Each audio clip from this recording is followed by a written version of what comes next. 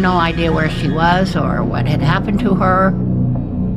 I don't know if my daughter's being fed, taken care of, if she's still alive, if she's getting any sleep. Please help find my daughter.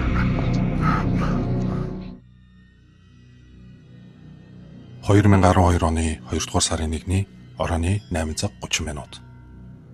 Дуэйн гих залуу орон ээлжинд ганцаараа ажиллаад тарж байгаа найз охин Самантаг авахаар бяцхан кофе шопын гадаа ирэв. Гэтэл кофе шоп гэрлээ унтрааж хаалгаа төгжжээ. Дотор нь хинч байсангүй. Саманта руу олон удаа залгсан боловч утсаа авахгүй байлаа. Саманта өмнө нь хизээч ингэж байгаагүй тул найз залуу Дуэйн яахан мэдэхгүй хэсэг тэнэгэлзээд гэртээ хүлээхээр буцаад харжээ. Аляскийн энэ жижигхэн хотод өвөл эрт харанхуй болдог тул орой 8 цагаас хойш хөл хөдөлгөөн бараг зогсдог.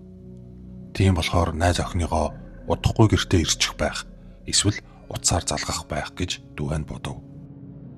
Саманта Койныг 18 настай аавтайгаа болон найз залуу Дуэйний хамт амьдардаг. Амьтанд хайртай учраас мал амьтны эмч болохоор суралцах төлбөрөө цуглуулахын тулд ажил голохгүй хийдэг. Сүүлд Common Ground гэх бяцхан түүц шиг кофе шопт ажилд орсон байжээ. Тэр аав Джеймстэйгээ маш сайн харилцаатай аавын охин. Айлын цор ганц охин болооч тэрүү Саманта бол аавынхаа бүх ертөнц гэж хэлж болно. Найз залуу Дуэйн буцаж хараад найз охиныхаа аавд яагаад ганцаараа ирснээ хэлээд хамтдаа хэсэг хүлээхээр шийдэв. Цаг оройн 11 цаг 30 минут болсон байлаа. Саманта ирсэнгүй. Харин түүнээс дараах мессеж Дуэйний утсанд иржээ. Чи юу хийснээ мэдэж байгаа биз дээ?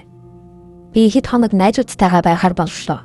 Надад хэд хоног бодох, тунгаах хугацаа хэрэгтэй байна. Над руу бити залг. Найз залуу Дуэйн нь гайхаж цочирдон яг яаж Самантаг гомдоосноо ойлгосонгүй. Уг мессежийг Самантагийн аав Джеймсд үзүүлэхэд уншиж дууссаныхаа дараа энэ Саманта биш байна.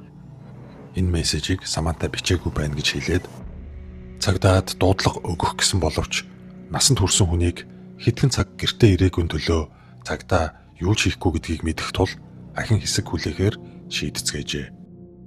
Унтаж чадахгүй санаан зовж хонсон Дуэйн Джеймс 2 үүрц аймагц яаралтай тусламжийн 911 рүү залгажээ. 911, what is the location of the emergency? I am at Common Grounds Espresso on Old Stewart and Tudor. My daughter works at the Common Grounds Espresso. She's been missing since she got off work last night.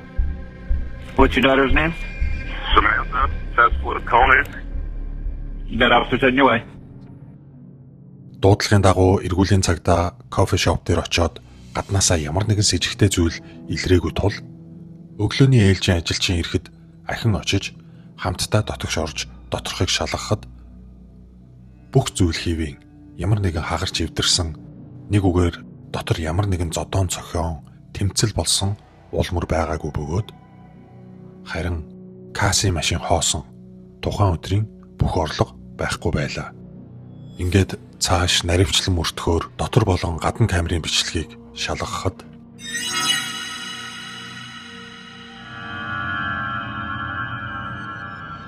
тухайн өдрийн орой 8 цаг 15 минут Саманта кофе шопоо хаахаар ажлаа цэгцлэн цэвэрлэгээ хийж байх үед нэгэн эрэгтэй цонх руу дөхөж ирэв. Саманта түүнийг сүүлийн үйлчлүүлэгч гэж бодон мэд мэдэх үед гинэт бүх зүйл муугаар өөрчлөгдсөнийг дотор камер бичиж хадгалжээ. Саманта тэр эрэгтэйн тушаасны дагуу 2 гараа өргөн бүх гэрлүүдэд унтрааж каснаас мөнгө гаргаж аваад хүрмээ өмсөж байна. Дараа нь өнөөх эрэгтэй цонхоор орж ирээд гар буу тулган гарыг нард нь хүлж аманд нь салфетик цаас чихэн авч гараад годомчны камераас хол нууж тавьсан машин руугаа Самантаг авч явснаар түүний сураг тасарч үүнээс хойш найз залуу аав хоёр нь нэг шөнийг арай хийж өнгөрөөгөөд үүрээр 911-т дуудлага өгсөн нь тэр байжээ. За ингээд энэ хэрэг энгийн нэг хүн гэртээ ирээгүй сургаггүй алга болсон хэрэг биш. Хүн барьцаалж хулгайлсан хүнд гэмт хэрэг болж хувирсан тул FBI холбооны мөрдөх товчоо хэргийн мөрдлөгөд оролцохоор болжээ. Самантагийн аав цагдаагийн байгууллагатай хамтран орон нутаг хотын иргэдээс тусламж хүсч хэвлэлийн хурал зохион байгуулсан бөгөөд охиныхоо гадаад төрх сүүл дүмсэж явсан хувцас гээд бүх мэдээллийг маш дэлгэрэнгүй өгч сайн дурын эрлийн багийнхныг удирдан зохион байгуулж байгааг харсан хүмүүс Джеймсийг охиноо ямар сайн мэддэг, ямар их санаа зовж байгааг шууд мэдэрч байлаа. Хэвлэлийн хурлын дараа сэтгүүлчдийн өмнө Самантагийн аав Джеймс нулимцаа барьж ядан. Би охиноо амьд байгаа эсхийг нь ч мэдэхгүй байгаадаа их гутарч байна. Та бүхнээс охиныг минь олоход туслаач гэж чин сэтгэлээсээ гуйж байна. Please help find my daughter. гэж хэлсэн үг хотынхныг нэгтгэж чадсан бөгөөд үүнээс гадна уг хэрэг бүгдийг айдаст автулсан юм. Хүн хулгайлах хэргийн эхний 48 цаг маш чухал байдаг. Самантагийн гэр бүл иргэдийн оролцоог улам нэмэгдүүлэхийн тулд цаг алдалгүй шагналын сан байгуулснаар хүмүүс идэвхтэй оролцож олноороо хандив өгч байлаа. Удалгүй Самантаг олоход зориулсан шагналын сангийн хэмжээ $41,000 хүрчээ. Самантагаас ямар ч сураг гарахгүй удсан нь зарим хүмүүсийн итгэлийг алдуулж нууцаар гэрээсээ зүхтаах гэж энэ бүхнийг хийсэн байх. Хандив цуглуулж хялбар аргаар мөнгө олох гэсэн санаа. Гэх мэт элдв яриаг сошиал суугуудаар бичиж эхэлсэн нь аав Джеймсийн сэтгэлийг урж тастаж байсан гэж тэр сүүлд ярьсан байдаг. Хар энерги хорон үхтэй хүмүүс хааж байх юм да. Саманта алга болсноос хойш 23 хоногийн дараа нэг мэдээлэл мөрдөгчдөд очсон бөгөөд нэгэн цэцэрлэгт хүрээлэнгийн зарын самбарт уутанд хийсэн захиа үлдээсэн байв. Захианы эхний нүүрэнд бичгийн машинаар бичсэн шаардлага байсан бөгөөд арт талд нь Самантагийн нүцгэн гар хөл нь хүлээтэй амийг нь скотчдсон. Үс нь нүүрийг нь халахалсан байдалтай. Хажууд нь тухайн өдрийн 2 дугаар сарын 23-нд хэвлэгдсэн орон нутгийн сонин тавьсан фото зураг байлаа. Барьцаалагч этгээдийн шаардлага нь $30,000 Самантагийн дансанд яаралтай шилжүүлбэл түүнийг хаана байгааг хэлнэ гэсэн байв. Мөрдөгчд дансыг ашиглах, картнаас мөнгө авах үед байршлыг тогтоож барьж авах боломжтой гэж үзэн цаг алдалгүй тэр даруй эхний хэсэг болгож $5,000 Самантагийн дансанд шилжүүлсэн байна. Гэвч нэг асуудал байсан нь данснаас болон картнаас гүйлгээ хийхэд тухайн үед мэдээлэл нь 10 орчим минутын хоцролттойгоор банкнд ирдэг байжээ. Ингэж ирсэн мэдээллийг банк цааш нь мөрдөгчд рүү явуулна. Аляск мужийн Анкоридж шиг жижиг хотод хөдөлгөөн зогссон шөнө дунд 10 минут гэдэг бол с жигтэн хотоос гарахад хангалттай хугацаа юм. Бас хот даяар нийт 500 орчим бэлэн мөнгөний ATM байсан тул бүгдийг нь нэгэн зэрэг хянах боломжгүй байлаа. Холбооны мөрдөх товчоо нэмэлт хүч авчрах хооронд банкны картыг ашигласан эхний дохио иржээ. Цагдаа болон холбооны мөрдөх товчоо хамгийн хурднаараа тухайн бэлэн мөнгөний машин дээр ирсэн боловч с жигтэн аль хэдийн бараа сураггүй алга болсон байлаа. Камерын бичлэгийг шалгахад с жигтэн нүрээ тагалсан багтай нүдний шил зүүж юудэнтэй цамцаар толгоогоо халахсан байсан тул царайг нь тодорхойлох боломжгүй. Тэрээр ATM-ээс $1,500 гаргаж аваад дугаар нь танихдахгүй Nissan маркийн машинд суун явж оджээ. 3 дугаар сарын 7-нд дахин картнаас бэлэн мөнгө гаргаж авсан дохио ирсэн нь Аляск мужаас 6,400 км-ийн хол Аризона мужийн ATM-ээс ирсэн дохио байлаа. Ахиад л барьж чадсангүй. С жигтэн яг өмнөхтэй адилхан хувцастайгаа камерт бичигдсэн. Харин машин нь солигдож суудлын цагаан Ford болсон байв. Ингээд цаашлаад Нью Мексик муж, Texas мужуудад картнаас бэлэн мөнгө гаргаж авчээ. Эндээс нэг зүйл ойлгомжтой байлаа. С жигтэн Америкийн нэгдсэн улсын өмнөд хэсгийн хурдны замаар магадгүй зүүн эрг рүү явж байгаа нэлт байв. Хүн бүрийн мэдхийг хүссэн нэг л хариултын асуулт нь Саманта түүнтэй хамт яваа болов уу? Texas мужийн хурдны замын эргүүлүүдэд цагаан өнгөтэй Ford маркийн суудлын машины мэдээллийг өгсөний дагуу замын эргүүлүүд ажиглалтаа өндөржүүлсэн бөгөөд тун удалгүй с жиг бүхий цагаан Ford машиныг олж тогтоов. Холбооны мөрдөх товчооныхон аль хэдийн замдаа гарцгаасан тул с жигтнийг аюулгүй зогсоож саатуулах тушаалыг замын эргүүлүүд авчээ. С жигтний жолоодож яваа машины хурдыг радараар хэмжихэд зөвшөөрсөн хэмжээнээс давсан хурдтай давхиж явсан тул энэ шалтгаыг ашиглан түүнийг зогсоож чадсан байдаг. Замын эргүүл машинд дөхөж очиод хамгийн түрүүнд машины дотгошоо харахад жолоочоос өөр хүн байсангүй. Гэхдээ Саманта арын багажинд байх магадлалтай. Хурд хэтрүүлсэн тул зогсоосноо хэлэн жолоочийг машинаас гарган бичиг баримтыг нь шалгахад Аляск мужийн жолооны үнэмлэхний эзнийг Израиль Кейс гэгч байлаа. Тэр даруй холбооны мөрдөх товчооныхон бас Texas мужийн цагдаа хамтдаа ирцгээлээ. Hi there. Steve Raven with the Texas Rangers. Okay. How are you? I'm Step Galloway with FBI. Hi. Сэжигтэн Израиль Кейс би та нарт жолооны үнэмлэхээ үзүүллээ. Энэ хангалттай. Та нар миний машиныг нэгжих хэрэггүй гэж маргаж байлаа. But I'm going to photograph. I'm going to search your vehicle under the vehicle exception rule in Texas state law. And just send over. How does that work if it's I'm not something to do with Alaska? Listen. I'm not going to debate with you. Okay. Okay. I'm taking whatever action I need to take. Мэдээж машиныг нэгдсэн бөгөөд маш их итгэл найдвартайгаар арын тээшийг онгойлготол Саманта тэнд байсангүй. Саманта амьд болов хаана байгаа юм бол машины арын тээшнээс сэжигтний ATM-с мөнгө авахдаа ашигласан маск, нүдний шил, юудэнтэй цамц, гар буу, хамгийн чухал баримт болох Самантагийн гар утас, банкны карт нь гарч ирсэн юм. Ингээд сэжигтийн Израиль Кейсийг тэр даруй баривчлан мөн Аляск мужид түүний байшинд нэгжлэг хийж Самантаг хайсан байна. Мөрдөгчд сэжигтний байшинг маш нарийн шалгасан хэдий ч Саманта тэнд байсангүй. Бас энд байсан гэх шинж тэмдэг байхгүй байлаа. Ямар нэгэн сэжигтэй нотлох баримт ч олдсонгүй. Израиль Кейс нь найз бүсгүй болон 10 настай төрсөн охины хамт амьдардаг. Хувийн жижиг барилга угсралтын компанитай ямар нэгэн гэмт хэргийн бүртгэлгүй гадна талаасаа энгийн амьдралтай харагдахаар залуу байлаа. Баривчлагдсан өдрөөсөө эхлэн юу ч дуурахгүй байсан Израиль Кейс нэгэн байцаалтын үеэр гинэт ярьж эхэлжээ.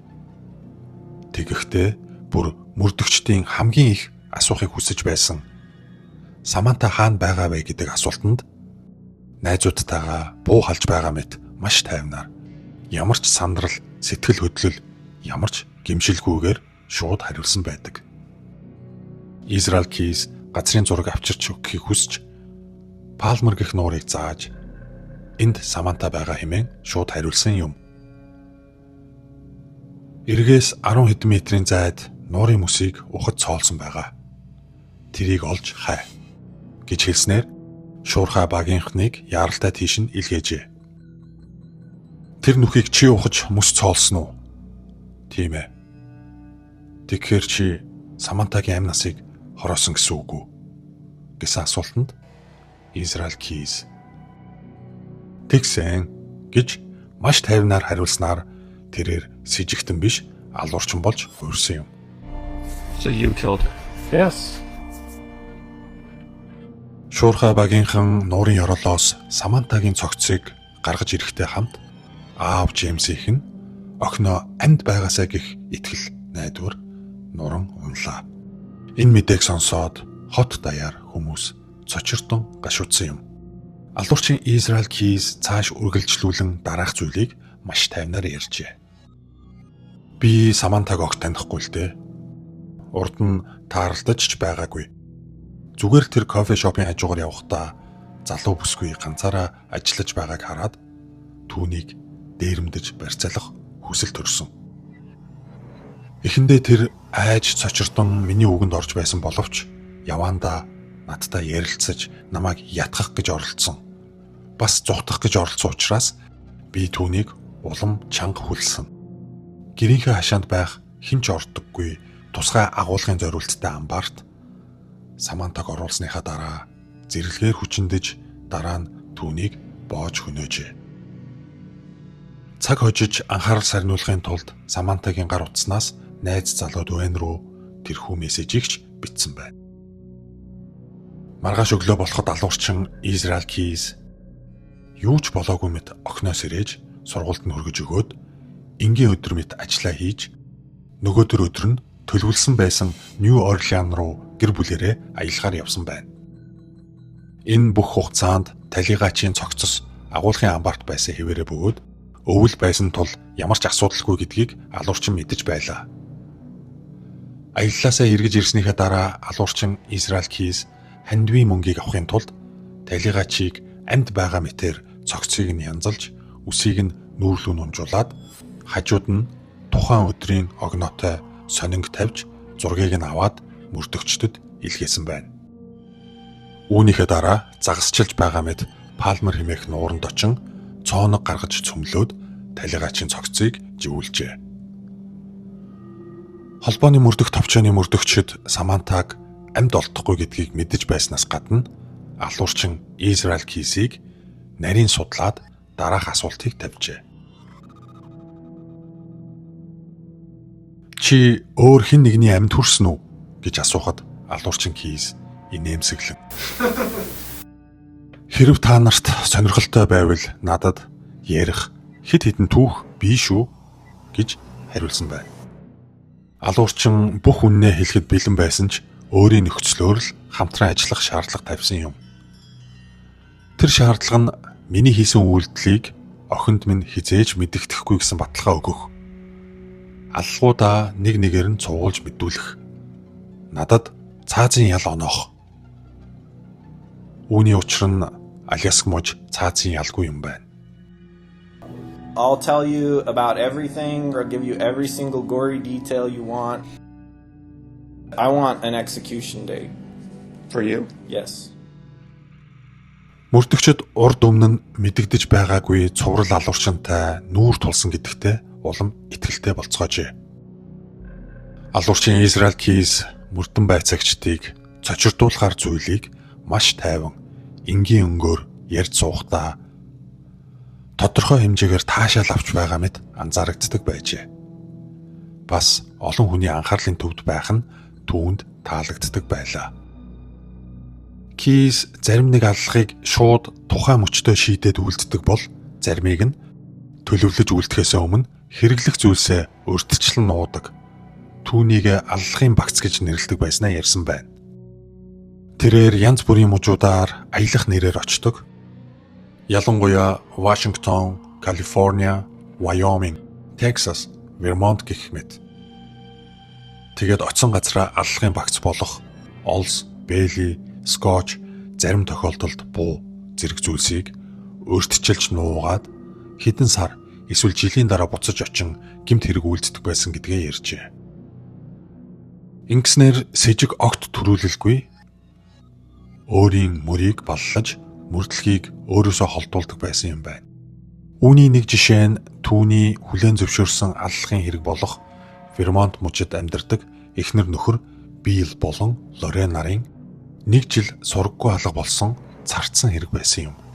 Алуурчин тэдний гэрийн ойролцоох зочид буудалд байрлах үедээ уг мужид нуусан аллахын багцаа авч явж байжээ. Замд тааралц нэг байшинд очисон нь эхнэр нөхөр Билл, Лорен хоёрын гэр байсан байна. Алуурчин өөрийн бэлдсэн дуу намсгагчаа буундаа угсраад хаалгыг нь шууд эвдлэн маш хурдан дотогш орж тэтгэврийн хоёр хөгшнийг буудаж хороожээ.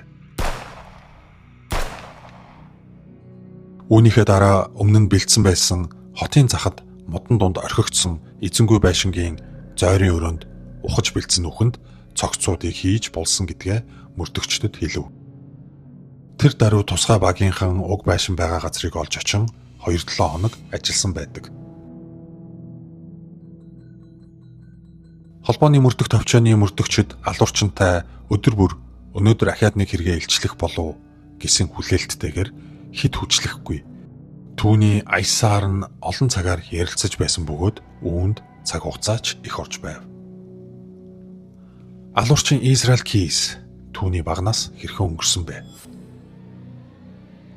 1978 оны 1-р сарын 7-нд Юта мужид төрсөн 10 хүүхэдтэй айлын 2 дахь хүүхэд байж эцэг эх нь хит шашин давтсан талын хүмүүс байсан бөгөөд хүүхдүүдээ аваад Вашингтон мужийн Колвилл гэх маш жижигхэн хотын ойролцоо хүн амьтнаас хол ой модонд ганц өрөө модон байшинд амьдарч эхэлснээр түүний багнаас нийгэмшлээс хол хөндий өнгөрчээ. Тэдний хүүхдүүд бүгд сургуульд явдаггүй, гэрээр хагас дутуу уншиж бичиж сурсан, тог цахилгаангүй, ямарч телевиз, радио, утасны сүлжээгүй, хоолундаа өөрсдөө ан гөрөө хийх, жимс самар түүх, ойролцоох фермер дээр очиж туслах байдлаар хүнсний хэрэгцээгээ хангадаг байжээ. Израиль Кейс ан хийх дуртай, амьтан тамалдаг, агнаж байгаа амьтнаа албаар шархтуулж барьж яваад дараа нь хоолойг нь удаан хэрчдэг байсан гэдгийг ах дүү нар нь сүүлд ярьсан юм. 14 орчим наснда айлын гэрт хулгайгаар орох, ойд явж байсан хүн рүү танхаарч буудах, ойд гал төмөр тавих гэх мэт үйлдэлүүдийг нь тухайн бүсийг хариуцсан цагтаа тэгс ингэс хийгээд дараад өнгөрдөг байж. Харин гарын эв дүү сайтай, мотор, элдв зүйл сайн хийдэг, мужааны авиастай байсан учраас Аляск мужид суурших үедээ барилгын жижиг бизнестэй болжээ. Израиль Кейсийг 18 нас хүрэх үед тэдний гэртээ хамгийн ойр жижиг хот Колвиллд амьдардаг өсвөр насны охин сургуу алга болоод 1 жил болсны дараа уг охины гавлын яс Израиль Кейсийн ан хийх дуртай мод ихтэй уулнаас олдсон байдаг. Сүүлд Израиль Кейсийг хүн амны хэрэгээр баригдсны дараа талигач охины ээж охиныг нь Израиль Кейс хороосон гэдэгт итгэлтэй байгаагаа хэд хэд удаа цагдаа холбооны мөрдөх товчооныхонд мэдгдсэн боловч маш олон жилийн өмнөх хэрэг тул ямар ч нотлох баримт олдоогүй. Израиль Кейс л өөрөө хэрэгэ хүлээхгүй бол тулгах боломжгүй байлаа.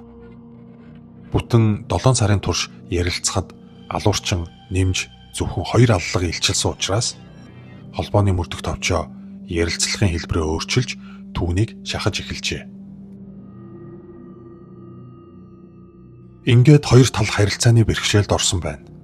Холбооны мөрдөх товчоо удаан судалсны эцэст Израилийн үйлдсэн байх магадлалтай 7 хүн амны хэргийг түүнд тулгаж эхлэх үед алуурчин зангаа өөрчилж дууга хурааж хамтрахгүй гэдгээ янз бүрээр илэрхийлж байлаа. 2012 оны 12 дугаар сарын 1 алуурчин Израиль Кейс баривчлагдсанаас хойш 10 сарын дараа ахин хүн амны хэрэг үйлдсэн бөгөөд Was found dead in his jail cell.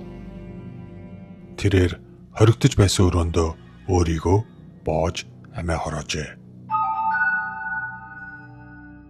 Ийхүү алуурчин яг хэдэн хүн амны хэрэг үйлдсэн, яг ямар зорилгоор үйлдсэн гэдэг бүх хариултыг өөртөөгөө хамт там руу аваад явсан байна. Түүний өрөөг нэгжих үед орны гудсан доороос 11 ширхэг хүний гавлын ясны дүрсийг цусаараа зурсан бичгийн цааснуудыг олсон бөгөөд энүүгээрээ алуурчин нийт 11 хохирогчийг хөнөөсөн гэдгээ хэлсэн далд мессеж байна гэж холбооны мөрдөх товчоо үздэг. Иймээс тэд Израиль Кейсийн хэргийг нээлттэй үлдээж түүнтэй холбоотой ямар нэгэн хэргийн уул мөр мэдээллийг одоо хүртэл хүлээж авахд бэлэн байдаг юм байна. За нэг ийм харамсалтай бас цаагаараа их зөвүүн алуурчинтай хэрэг санагдлаа. Алуурчин баригдсан боловч би та нарын дүрмээр тоглохгүй. Та нар намайг шийтгэхгүй. Би өөрөө өөрийгөө мэдэж байна гэсэн санаагаар өөрийнхөө амийг хороосон гэж бодогдлоо. Бас би үхээд байхгүй болсон ч та нар намайг дурсах болно гэж байгаа мэт. Бусад аллагын хэрэгүүдээ илчилж хэлэлгүй. Бүр холбооны мөрдөх товчоогоор даажигнаж байгаа мэт 11 гавлын ясны дүрс үлдээсэн зэрэг нь зөвүүн гэхүү нэг тийм сатаанлаг чөтгөрлөг санагдлаа. Хөөрхий Самантагийн аав Джеймс ганц охиноо алдснаар цор ганцаараа үлдсэн юм. Гэхдээ тэр зүгээр суусангүй. Сургаггүй алга болсон хүмүүсийг эрен хайхад дэмжлэг үзүүлдэг төрийн бус байгууллан алга болсон хүмүүсийн ар гэрт зөвлөгөө өгч эрлийн ажиллагаанд нь тусалдаг болжээ. Охин Самантад нь тохиолдсон эмгэнэлт явдал дахин хинт ч битгий тохиолдосоо гэдэг зорилгыг урдаа тавьж охиныхоо нэрээр нэрлсэн Samantha Coyne-ыг Safety Act хэмээх хуулийн төслийг санаачлан энэ хуулиа батлуулахын тулд олон нийтийн дэмжлэгийг авахар ажиллаж байгаа юм байна. Энэ хууль нь ганц нэгээрээ ажилтдаг бизнес, албан байгууллагын ажлын байрны аюулгүй байдлыг сайжруулах тухай юм. Бид ч гэсэн энэ хэргийг нэг сонсоод өнгөрөх биш. Ганц хоёроо ялангуяа охид бүсгүүчүүд, залуучууд ч гэсэн дэлгүүр үйлчилгээний газарт шинжин ажилтдаг болсон энэ үед аюул тохиолдох үед хэрхэн арга хэмжээ авах, хэрхэн биеэ хамгаалах талаар мэдлэг мэдээлэлтэй болоход илүүдэхгүй болов. Бас шөнөөр оройтдаг ажилтаа нэгнийгээ зүгээр эсгийг асууж, боломжтой бол тосож хамтдаа харих гэх мэт бие биедээ санаа тавьж бэлтгэлтэй байх нь дараа нь харамсаж халаглах эрсдлээс сэргийлж чадах билээ. За энэ хүрээд бичлэг маань өндөрлөж байна. Та комент хэсэгт өөрийн бодлоо заавал бусадтайгаа хуваалцаарай. Бичлэгийг маань тогтмол үздэг, subscribe дарсан үзэгчиддээ чин сэтгэлээсээ баярлалаа гэдгээ хэлхийг хүсэж байна. Хэрв та subscribe дарж амжаагүй байгаа бол яг одоо дараарай. Танд баярлалаа. Лайк дарах, шеэрлэж, бусадтай түгээгч бас сайн дэмжлэг болдог шүү. Дараагийн бичлэгээр уулзтлаа. Түр баяртай.